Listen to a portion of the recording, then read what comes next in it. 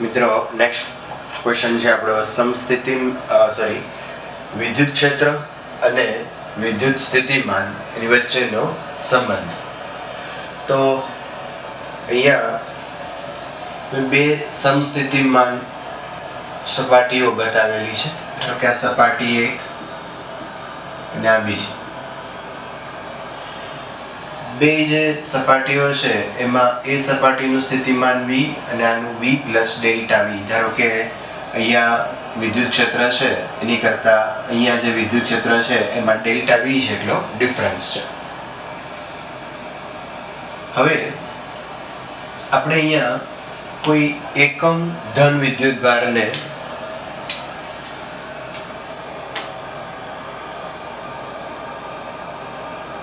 Q is equal to એકમ B થી A સુધી લાવવો છે.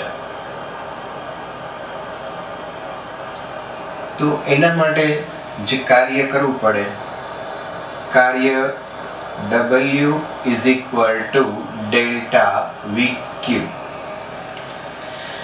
ઓકે, W ની જગ્યાએ લખી શકીએ આપણે E ઇન્ટુ અહીંયા જે સ્થાનાંતર છે, ધારો કે સૂક્ષ્મ સ્થાનાંતર આપણે ડેલ્ટા L જેટલું કરાવતા હોય તો E delta L is equal to delta V એટલે અંતિમ માઇનસ પ્રારંભિક VA minus VB into Q.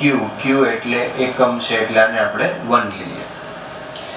Okay, અહીંયા VA ની કિંમત મૂકીએ V માઇનસ VB એટલે minus V minus delta V. Okay, તો અહીંયા V માઇનસ V 0 થઈ જશે તો minus delta V is equal to E delta L. તો E is equal to minus delta V by delta L. Okay, simple relation છે delta V by delta L.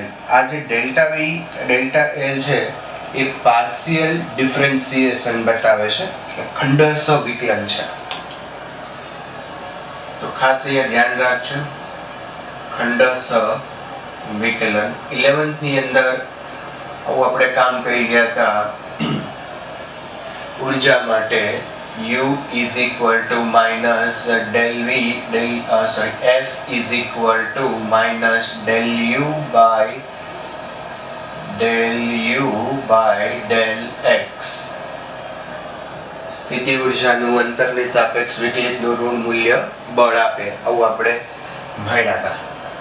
Okay, એ જ સંદર્ભમાં અહીંયા કંઈક ખંડસ્થ વિકલન બતાવે છે. તો ખંડસ્થ વિકલનનો અર્થ એવો થાય મિત્રો, અહીંયા તમે જુઓ તો V જે છે એક અદિશ રાશિ છે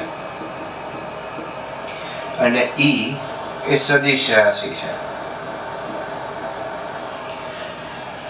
તો જો તમને વિદ્યુત સ્થિતિમાન આપેલું હોય તો તમે એનું વિકલન કરો તો તમને વિદ્યુત ક્ષેત્ર મળે, પણ એની ડિરેક્શન કેવી રીતે લેવી? સપોઝ જો તમને અહીંયા એક એક્ઝામ્પલ લઈએ આપણે કે વિદ્યુત ક્ષેત્ર છે, વિદ્યુત સ્થિતિમાન 2x² આપ્યું છે અને તમને વિદ્યુત ક્ષેત્ર પૂછ્યું છે, તો સિમ્પલ અહીંયા તમે એનું વિકલન કરી શકો. E is equal to minus del V by delta V by delta X અને અહીંયા 2x², તો અહીંયા થઈ જશે minus 4x. હવે x ની વેલ્યુ તમને સપોઝ 1 આપી તો તમે અહીંયા minus 4 એમ કહી શકો.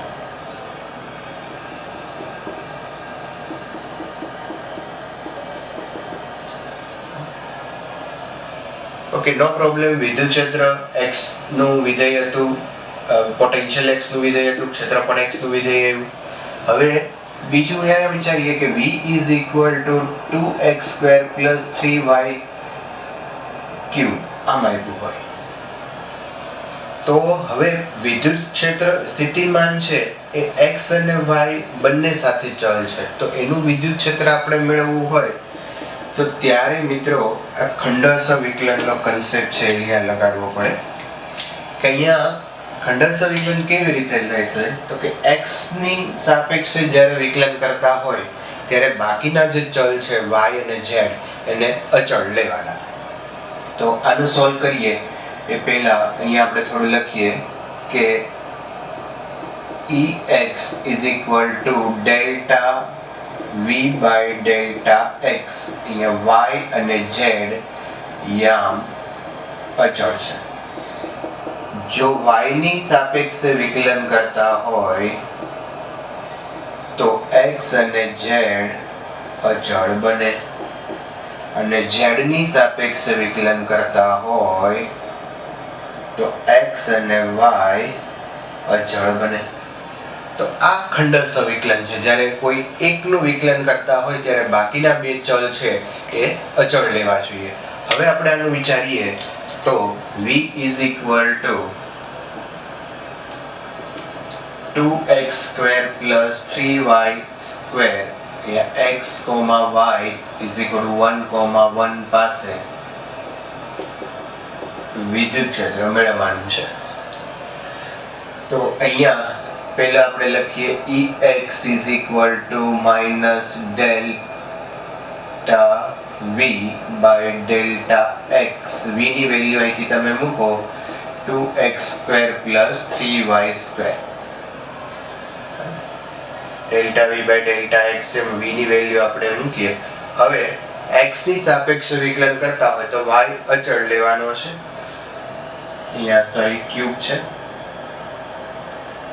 તો y ને કોન્સ્ટન્ટ લેવો માઈનસ 2 into 2 4x અને પ્લસ 3 કોન્સ્ટન્ટ y બી કોન્સ્ટન્ટ 0 અને x ની જગ્યાએ 1 મૂકશો એટલે માઈનસ 4 ex. અહીંયા 4nc માઈનસ 1. હવે એ જ રીતે ey આપણે મેળવીએ તો ey is equal to minus del by del y delta by delta y. v ની વેલ્યુ અહીંથી મૂકીએ 2x square plus 3y cube. હવે મિત્રો અહીંયા y ની સાપેક્ષે વિકલન કરીએ છીએ તો x છે એ અચળ બનશે. તો આ અચળ આ પણ અચળ તો આ 0 થઈ જશે. 0 વત્તા 3 into 3 9y square અને y ની વેલ્યુ પણ 1 જ છે તો અહીંયા આપણે મૂકી શકીએ 9nc minus 1 is equal to ey. તો સદિશ e is equal to ex I cap વત્તા ey j cap is equal to ex આપણે લઈ આવ્યા minus 4 I cap અને minus 9 j cap. ex અને ey ની વેલ્યુ મૂકો તો આ વિદ્યુત ક્ષેત્ર થયું. મિત્રો અહીંયા વિદ્યુત ક્ષેત્ર સદિશ રાશિ છે એટલે આપણે અહીંયા ખંડસ્થ વિકલનનો કન્સેપ્ટ છે એ લેવો પડે. આના ઉપર બીજા ઘણા બધા એક્ઝામ્પલ આપણે મટીરીયલની અંદર છે તો એ આપણે સોલ્વ કરશું. ઓકે,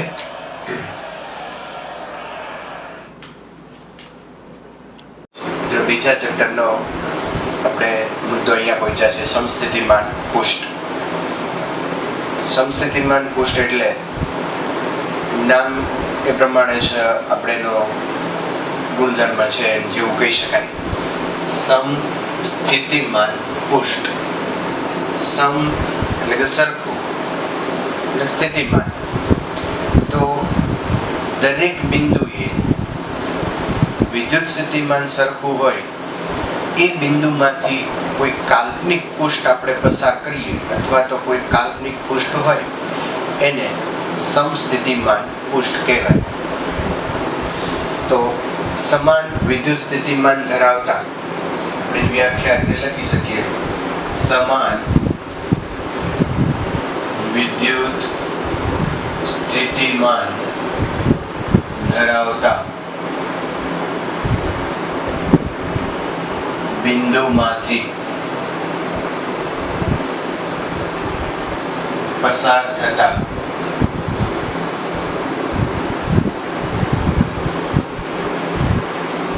કાલ્પનિક પૃષ્ઠને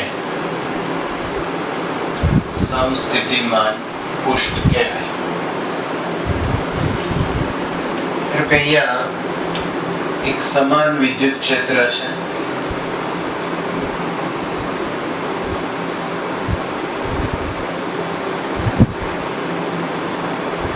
અને સમાન વિદ્યુત ક્ષેત્રમાં કોઈ એક બિંદુ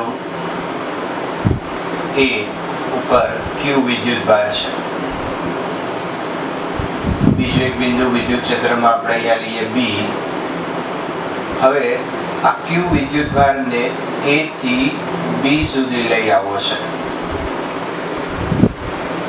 તો એના માટે કેટલું કાર્ય કરવું પડે?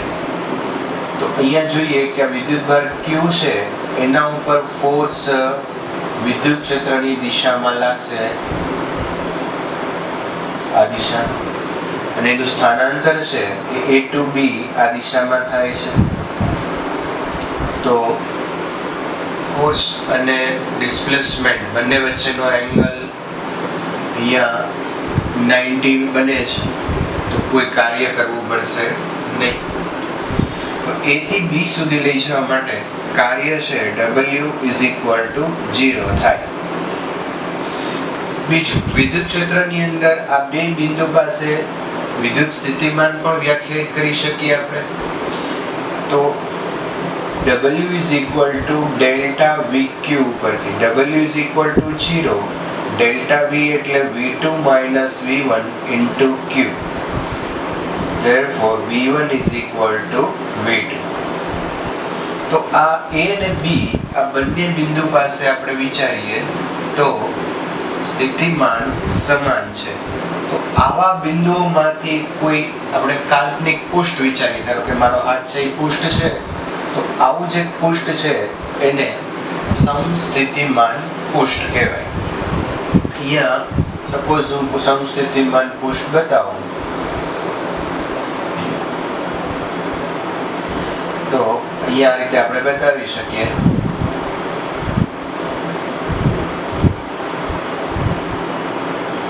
તો આ પૃષ્ઠ ઉપર બધા જ બિંદુઓ, તમે કોઈ પણ બિંદુ, પૃષ્ઠ આ રીતે છે, વિદ્યુત ક્ષેત્રને લંબ છે, તો આ પૃષ્ઠ ઉપર કોઈ પણ બિંદુ તમે લ્યો તો એ દરેક બિંદુએ વિદ્યુત સ્થિતિમાન છે એ સમાન હોય, એટલે કે સમસ્થિતિમાન પૃષ્ઠ કહેવાય. તો પહેલી વાત મહત્વની. બીજો મુદ્દો મહત્વનો આની અંદર એ છે કે સમસ્થિતિમાન પૃષ્ઠ અને વિદ્યુત ક્ષેત્ર પરસ્પર લંબ હોય છે. સમસ્થિતિમાન પૃષ્ઠ અને વિદ્યુત ક્ષેત્ર પરસ્પર લંબ હોય છે. તમે આ રીતે પણ એને સાબિત કરી શકો. W = E.dl. ડોટ આપણે કાઢી નાખીએ તો dl cos θ. W કાર્ય છે એ 0 છે, E.dl cos θ. પણ અહીંયા તમે જુઓ તો વિદ્યુત ક્ષેત્ર 0 નથી. dl સ્થાનાંતર પણ A થી B સુધી થાય છે, dl પણ 0 નથી. તો કમ્પલસરી cos θ = 0. Therefore θ = 90. થીટા જે છે એ E અને dl વચ્ચેનો એંગલ છે. E વિદ્યુત ક્ષેત્ર અને dl એટલે તમે જુઓ તો આ બિંદુમાંથી અથવા તો આ જે સ્થાનાંતર થાય છે એમાંથી સમસ્થિતિમાન પૃષ્ઠ પસાર થાય છે, અથવા તો જે સ્થાનાંતર છે એ સમસ્થિતિમાન પૃષ્ઠમાં છે. અહીંયા સમસ્થિતિમાન પૃષ્ઠ ઉપર સ્થાનાંતર થાય. તો એવું કહી શકાય કે સમસ્થિતિમાન પૃષ્ઠ અને વિદ્યુત ક્ષેત્ર છે એ બંને પરસ્પર લંબ છે. ઓકે, અહીંયા બીજો મુદ્દો આપણે લઈએ કે ધારો કે અહીંયા હું બીજું એક સમસ્થિતિમાન પૃષ્ઠ બતાવું તો સમસ્થિતિમાન પૃષ્ઠ અહીંયા પોટેન્શિયલ V1 છે, અહીંયા V2 છે, બરાબર? ક્ષેત્રની દિશામાં તમે જાઓ તો સ્થિતિમાનમાં ઘટાડો થાય. તો મિત્રો આ બે સમસ્થિતિમાન પૃષ્ઠ એકબીજાને ક્યારેય છેદશે નહીં. બે સ્થિતિમાન પૃષ્ઠ એકબીજાને ક્યારેય છેદતા નથી. ત્રીજી મહત્વની વાત કે સમસ્થિતિમાન પૃષ્ઠ ઉપર કરવું પડતું કાર્ય શૂન્ય હોય છે. સમસ્થિતિમાન પૃષ્ઠ પર કરવું પડતું કાર્ય શૂન્ય હોય છે. સમસ્થિતિમાન પૃષ્ઠ જો નજીક હોય તો વિદ્યુત ક્ષેત્ર પ્રબળ હોય અને સમસ્થિતિમાન પૃષ્ઠ છૂટા હોય તો વિદ્યુત ક્ષેત્ર નિર્બળ હોય. આમ સમસ્થિતિમાન પૃષ્ઠ ઉપરથી આપણને વિદ્યુત ક્ષેત્રનો પણ આઈડિયા આવે. બીજું બિંદુવત વિદ્યુત ભાર આપણે લઈએ. બિંદુવત વિદ્યુત ભાર માટે ધારો કે અહીંયા કોઈ પોઈન્ટ ચાર્જ છે Q, તો આ બિંદુવત વિદ્યુત ભારનું વિદ્યુત ક્ષેત્ર છે એ ત્રિજ્યાવર્તી દિશામાં હોય કે ધનમાંથી બહાર આવતી દિશામાં હોય. હવે કેન્દ્રથી કોઈ r અંતરે આપણે અહીંયા ગોળો વિચારીએ તો આ ગોળાના પૃષ્ઠ ઉપરના દરેક બિંદુના અંતર કેન્દ્રથી સરખા હોય અને એ દરેક બિંદુઓ માટે વિદ્યુત ભાર પણ Q છે. એટલે આ બિંદુએ તમે સ્થિતિમાન લ્યો તો KQ upon R હોય, આ બિંદુ પાસે પણ KQ upon R, અહીંયા પણ KQ upon R. તો આ ગોળાના પૃષ્ઠ ઉપર દરેક બિંદુએ સ્થિતિમાન એક સરખું હોય. તો બિંદુવત વિદ્યુત ભાર માટે આ જે ગોળાકાર સપાટી તૈયાર થઈ એ સમસ્થિતિમાન પૃષ્ઠ તરીકે વર્તે. તો બિંદુવત વિદ્યુત ભાર માટે સમસ્થિતિમાન પૃષ્ઠ ગોળાકાર સપાટીઓ હોય છે. સપાટીઓ લખ્યું એટલે હજુ એક તમે અહીંયા સપાટી વિચારી શકો, એવી રીતે અહીંયા પણ તમે સપાટી વિચારી શકો. તો આવી ઘણી બધી ગોળાકાર સપાટીઓ છે એ બધી જ સમસ્થિતિમાન પૃષ્ઠ તરીકે વર્તે. ધારો કે કોઈ ડાયપોલ હોય +Q અને -Q હોય તો એને માટે પણ આ રીતે ગોળાકાર સપાટીઓ આપણે બતાવી શકીએ. ધારો કે એક પોઝિટિવ અને બે પોઝિટિવ ચાર્જ હોય તો એનું સમસ્થિતિમાન પૃષ્ઠ તમે આ રીતે બતાવી શકો. તો આ જુદા જુદા વિદ્યુત ભારો માટે સમસ્થિતિમાન પૃષ્ઠ છે. વિદ્યુત ક્ષેત્રની સમસ્થિતિમાન પૃષ્ઠ બતાવીએ તો એના સમતલને લંબ હોય. બિંદુવત વિદ્યુત ભાર માટે ગોળાકાર હોય, ડાયપોલ માટે પણ ગોળાકાર હોય. આ રીતે બતાવી શકો. બંને પોઝિટિવ ચાર્જ હોય તો આ રીતે આપણે બતાવી શકીએ. તો સિમ્પલ આ સમસ્થિતિમાન પૃષ્ઠનો કન્સેપ્ટ છે, ધ્યાનમાં લેશો.